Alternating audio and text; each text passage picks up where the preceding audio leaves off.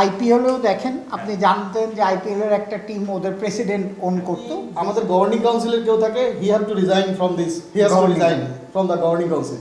এবার আমাদের পরিচালক মহোদয় যারা আছেন প্রত্যেকের কাছ থেকে ইন্ডেমনিটি নেওয়া হবে এবং এটা টু সে দ্য ট্রুথ যে আমি ওই সেলফ ডিক্লারেশন থাকবে কে কোন দলের সাথে যুক্ত, ডিরেক্টলি অর ইনডিরেক্টলি।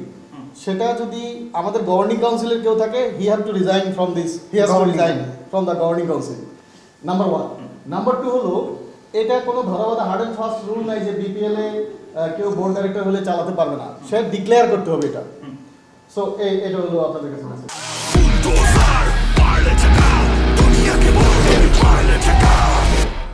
আইপিএলও দেখেন, আপনি জানতেন যে আইপিএল এর একটা টিম ওদের প্রেসিডেন্ট ওন করতো। বেসিক্যালি সেলফ ডিক্লারেশন মানে আমি আপনাদের ডিক্লেয়ার করলাম যে আমি এই টিমের সাথে ইয়েতে, সুতরাং উনি যদি ইনভলভ হয় তাহলে গভর্নিং বডির আমরা কেউ কোনো টিমের সাথে ইনভলভ থাকতে পারবো না, প্লাস তাকে মিটিং এ ইনভাইট করা হবে না। হ্যাঁ, আরেকটা জিনিস খেয়াল করেন, আমাদের বোর্ডে তো 25 জন, তো এখানে কিন্তু সবাই নেই গভর্নিং কাউন্সিল। তা আমাদের মেইন কনসেন্ট্রেশন হলো গভর্নিং কাউন্সিল, কারণ সব discussion ins and outs governing council জানে, বা আমাদের অ্যাসোসিয়েটেড যে টিমটা আছে, তো এদের কাছ থেকে সবার আগে লিখিত নেওয়া হয়ে গেছে।